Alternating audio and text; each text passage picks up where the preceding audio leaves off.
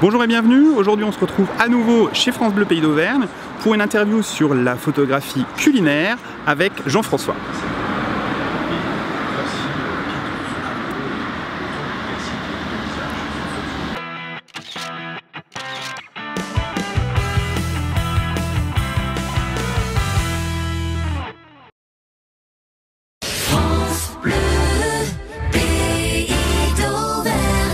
La chronique qu'on écoute tout cet été à 10h50, c'est auvergne.blog. Aujourd'hui, Jérôme Palais, qui est photographe professionnel à Clermont-Ferrand.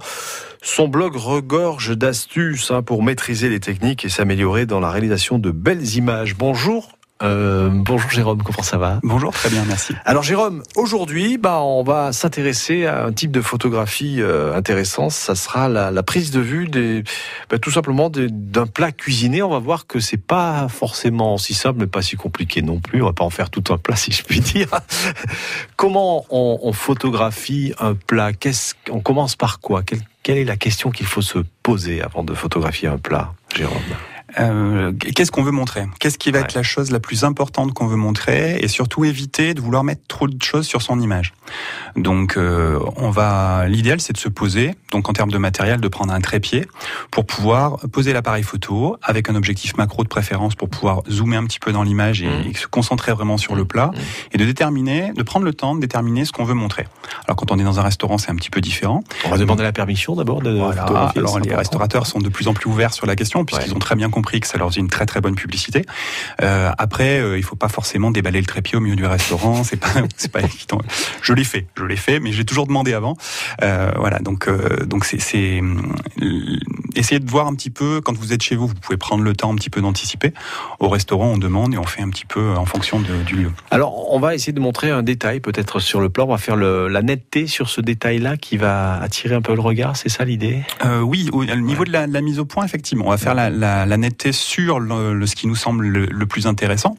Après, on va pouvoir jouer sur cette netteté. On va pouvoir l'augmenter. On va pouvoir augmenter la zone de netteté, ce qu'on appelle la profondeur de champ. Là, il y a une petite technique dont je vous avais déjà parlé précédemment, qui est la technique ZOF+. Donc, en fait, plus on zoome, plus on ouvre le diaphragme, plus l'arrière-plan est flou. Et à l'inverse, plus on zoom, c'est-à-dire qu'on a une focale élevée, c'est-à-dire qu'on a un grossissement élevé. Alors on peut le faire physiquement ou optiquement, c'est-à-dire que plus on se rapproche de l'objet ou plus on zoome sur l'objet. Et à l'inverse, si on veut que ce soit bien net derrière, on fait l'inverse. Moins on zoome, moins on ouvre le diaphragme, moins l'arrière-plan est flou. Alors comment je sais que je manipule mon diaphragme sur mon appareil photo ? Alors il faut avoir bien sûr un appareil photo qui est débrayable, en manuel ou en semi-automatique. Donc pour les Canon, ça va être soit le mode M, ou sur les Nikon aussi équivalent, ça va être le mode M aussi. Et le mode priorité ouverture, c'est A en Nikon et AV comme aperture value en Canon. Donc plus la valeur est petite et plus l'ouverture sera grande, c'est bien ça ? C'est tout à fait ça, puisque c'est une division. C'est ça. Et donc c'est F divisé par D pour faire un petit peu technique. Et donc forcément, plus le chiffre il est grand, plus on divise par quelque chose de grand, plus c'est petit. C'est assez rigolo. Alors l'avantage c'est que si vous ouvrez en grand justement votre diaphragme, vous aurez une quantité de lumière importante, donc la photo sera prise très rapidement, la vitesse sera plus élevée, et puis on aura une faible profondeur de champ, c'est-à-dire l'objet sera mis en valeur. En tout cas, tout à fait. Vous êtes très au fait, c'est très très technique aujourd'hui. On aime bien tout ça. Bon, on va arrêter la technique. Est-ce qu'on peut photographier avec son smartphone aussi ? Alors, on fera pas forcément la même chose, mais j'aurais tendance à vous dire, ne vous l'interdisez pas. C'est-à-dire que le smartphone, c'est aussi un bloc-notes, c'est aussi un moyen de garder un souvenir et de se faire plaisir.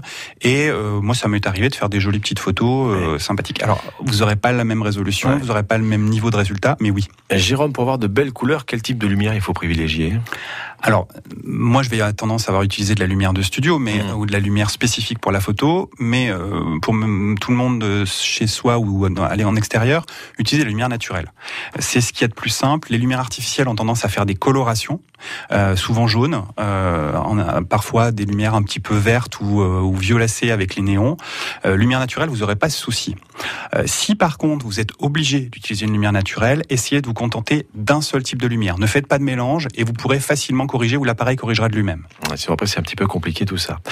On va rappeler quand même que vous êtes photographe formateur en photographie à Clermont-Ferrand. Vous avez écrit 2 ouvrages pour apprendre la photo, c'est ça ? Tout à fait. Ouais. Les titres, c'était Maîtriser son appareil photo réflexe, qui est paru chez Erol, et Memento Photo, l'appareil photo réflexe, qui viendrait être réédité, qui est disponible à la Fnac et sur mon site internet. Alors, autrement dit, si vous voulez apprendre la photo, vous contactez Jérôme. Vous avez un blog et une chaîne YouTube qui a plus de 5000 abonnés maintenant, ça fonctionne bien. Le blog, c'est formation.photographe.net. Vous aurez le blog de Jérôme, effectivement. Et la chaîne YouTube, on a quoi? Photographe 63, c'est des tutoriels qu'on va retrouver? Oui, c'est beaucoup de tutos. Ouais. C'est un laboratoire, cette chaîne. Donc, toutes les questions qu'on me pose, quand ça nécessite un développement, je fais des vidéos spécifiques et ça permet d'échanger un petit peu avec tous les gens qui s'intéressent à la photo et qui ont besoin d'apprendre. En tout cas, la photo de cuisine, on en fait pas tout un plat grâce à vous aujourd'hui et on pourra bien sûr vous retrouver très très prochainement puisque la semaine prochaine on sera très d'actualité. On va essayer de photographier les enfants pour la rentrée. Ça fera un reportage plutôt sympa à réaliser ensemble. Tout à fait. Merci, à très bientôt sur France Bleu.